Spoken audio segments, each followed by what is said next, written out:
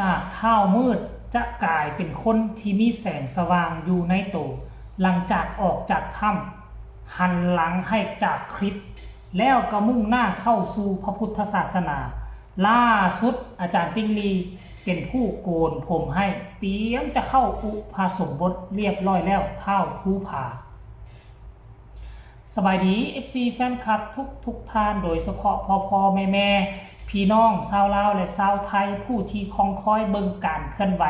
ที่เกี่ยวข้องกับเมืองล่องแจ้งโดยเฉพาะเกี่ยวข้องกับ5คนที่รอดออกมา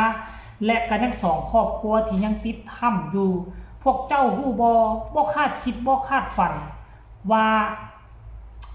สิว่าจังไหนท่านผู้ชมจากคนที่ถือคริสเตียนหันมาถือศาสนาพุทธหลังจากที่เห็นประจักษ์ตารอดชีวิตออกมาอยู่ที่ถ้ำเมืองล่องแจ้งเนาะบ่มีผู้ใดบังคับบ่มีผู้ใดบอกแต่เราน่ะศรัทธาด้วยจิตด้วยใจรอดออกมาได้ก็เพราะส่วนหนึ่งน่าจะเป็นเรื่องนี้แหละขั้นบ่สั้นมันคงจะบ่มีสิ่งใดดลบันดาลใจให้กับคนที่ชื่อว่าเฒ่ามืดหันหน้าเข้าหาวัดท่านผู้ชมซึ่งต้องยอมรับว่าที่ผ่านมานี่ครอบครัวของเรานี่เป็นคริสต์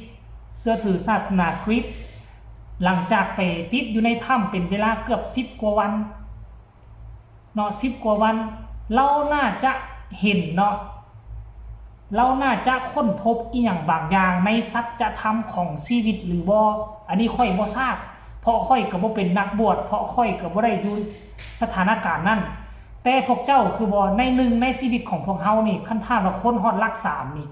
มันหากจะมีครั้งใดครั้งหนึ่งเนาะที่เฮาไปเที่ยวป่าเที่ยวดงหรือว่าเฮาไปเจออันใดอันหนึ่งน่ะมันสิเฮ็ดให้สมองเฮาสว่างหูตาแจ้งผิดปกติหูเห็นบางสิ่งที่พวกเฮาบ่ได้เห็นเคยเป็นบ่ซึ่งค่อยเคยเป็นได้ตอนนั้นเคยเป็นอยู่เนาะแต่ว่าโตเท้ามืดนี่น่ะทุกคนเอ้ยไผจะไปคิดว่าเราจะบวชแท้อันตอนที่เราเดินทางตอนกลางคืนออกจากล่องแจ้งมานครหลวงเวียงจันทน์ก็คิดว่าตอนนั้นเราเบอเพราะว่าทั้งครอบครัวเราก็บอกว่าเราเบอเราสติบ่ดีเราเบอออกจากถ้ำน่ะว่าซั่นเด้เฮาก็เชื่อครึ่งบ่เชื่อครึ่งแต่หลังจากมาเห็นมื้อนี้หลังจากที่พบพ่ออาจารย์ติ้งลี่หลังจากที่ไปบุญบั้งไฟน้ำกันหลังจากที่สร้างคลิปสนุกสนานหัวควันกันตอนไปส่งกันเนาะรถมอไซค์บ่มีไฟตาสนุกสนานแล้วตื่นเช้ามาเราก็เดินทางมาเวียงจันทน์เลยได้นั่งมอไซค์มาเวียงจันทน์โลดและเชื่อว่าการบวชครั้งนี้น่าจะบวชอยู่เวียงจันทน์บ่หรือว่าบวชอยู่ทางสวรรณเขตเพราะว่าเห็นเล่าโพสต์เกี่ยวข้องกับวัดป่าผู้ข้อบ่วัดป่าผู้ข้อคันวัดป่าผู้ข้อนี่อยู่ทางสวรรณเขตบ่ได้ทานผู้ชมเว้ยซึ่งอาจารย์ติ้งลี่ได้ลงรูปเมื่อประมาณ1 ชั่วโมงที่ผ่านมาดังที่ทุกคนเห็นในรูปนั่นแหละพร้อมเขียนว่าทรงทางสู่ร่มกาสาวพัฒน์เขียนสั้นๆตอนนี้ไปก็คงจะเป็นบ่เป็นจั่วได้เนาะมืดนี่อายุฮอด20ปลายปีแล้วเนาะคงจะเป็นพระมืดพระผู้ผ่าห่วยซื้อผู้ผ่านี่ถ้าหากว่าอยู่ในผ้าเหลืองจะได้เป็นไงเป็นโตได้คันบ่ซิกนี่อาจจะได้เป็นเจ้าอาวาสบ่ได้ทานผู้ชมเว้ยซื้อมันเหมาะสมอีหลีผู้ผ่า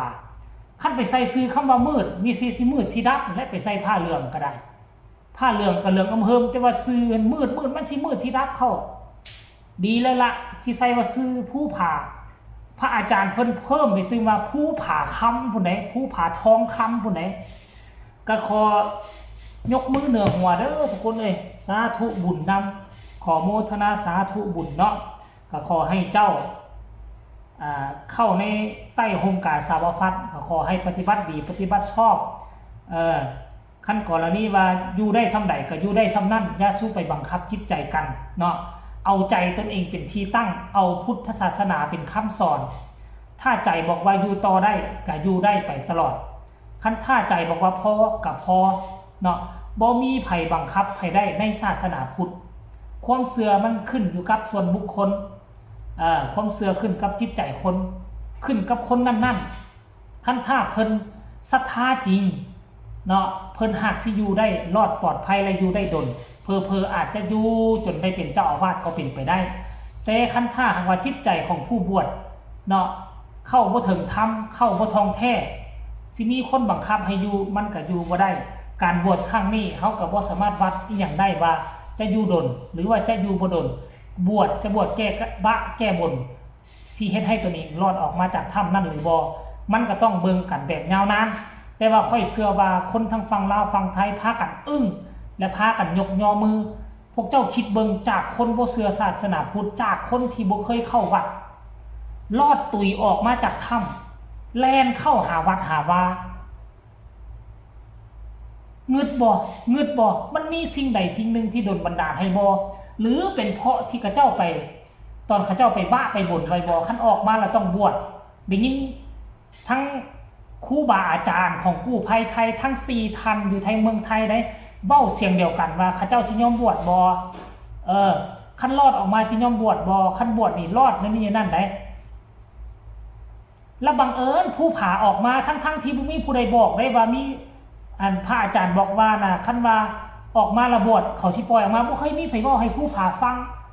แต่ผู้ผาเป็นห้อนอยู่ทั้งเฮือนก็จมหาแต่พญานาคจมหาแต่อีหยังก็พระพุทธพระธรรมพระสงฆ์แล้วเว้ากับอาจารย์ติ้งลีน่ะทั้งที่เราบ่เข้าวัดบ่เคยเข้าวัดโดยซ้ำเพราะคริสเตียนบ่เข้าวัดแน่นอนแต่เป็นอย่างจมหาแต่พระพุทธพระธรรมพระสงฆ์หลังจากออกจากวัดพวกเจ้าว่ามันเหลือเชื่อบ่บังเอิญเกินไปบ่โอ้โหมันจึงเฮ็ดให้คนเชื่อถือคริสต์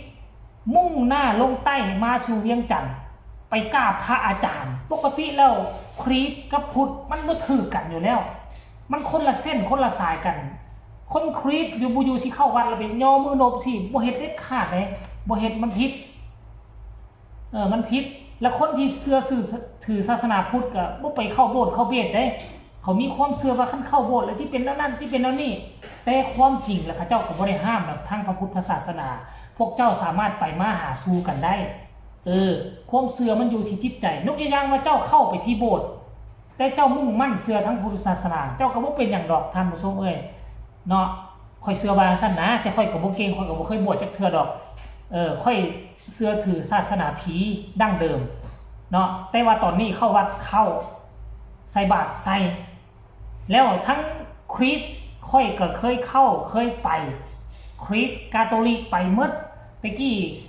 เป็นเด็กน้อยบ้านนอกมาจากหลวงพระบางมาอยู่เวียงจันทน์นี่หมู่พาไปใส่กระไปหมดเลย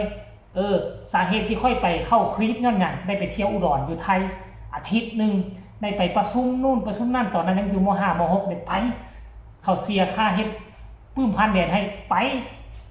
แล้วก็คาทอลิกมันอยู่หลังโรงเรียนอยู่แถวตลาดเช้าอยู่หลังโรงเรียนนั่นแหละก็ไปคาทอลิกนี่ย้อนหยังเขาจะสอนภาษาอังกฤษฟรีเอาก็ไปเรียนเอาคือสรุปแล้วทุกศาสนามันดีหมดท่านผู้ชมขอเพียงแต่ว่าผู้ที่เชื่อถือนั้นจะปฏิบัติได้ดีส่ำใดบางคนเชื่อถือพุทธก็เฮ็ดโลเลก็มีคือซุ่มยุโรปเด้บ่ว่าตี้เขาเจ้าเชื่อถือคริสต์เชื่อถือคาทอลิกเขาเจ้าบ่ฆ่าสัตว์ตัดชีวิตนี่คือกันทุกศาสนาล้วนแล้วแต่ดีมันขึ้นกับคนที่ปฏิบัติกันแล้วกันเด้อ FC แฟนคลับบ่ได้เว้ามาคลิปนี้บ่ได้ออกมาเพื่อสิมาต่อต้านเรื่องพุทธศาสนาในทุกศาสนาคือล้วนแล้วแต่ดีขอยกย่อมือนบเหนือหัวยินดีกับผู้ผ่าเนาะสาธุบุญนำเด้อ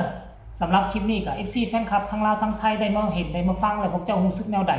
ตัดสินใจบวชเป็นที่เรียบร้อยเหลือแต่พิธีเข้าอุปสมบทคันท่าว่าเห็นคลิปวิดีโอเห็นข้อมูลข่าวสารพัดผ่านเข้ามาเติมก็จะได้นำเสนออีกครั้งนึงสำหรับคลิปนี้ลาทานผู้ชมไปก่อนสบายดี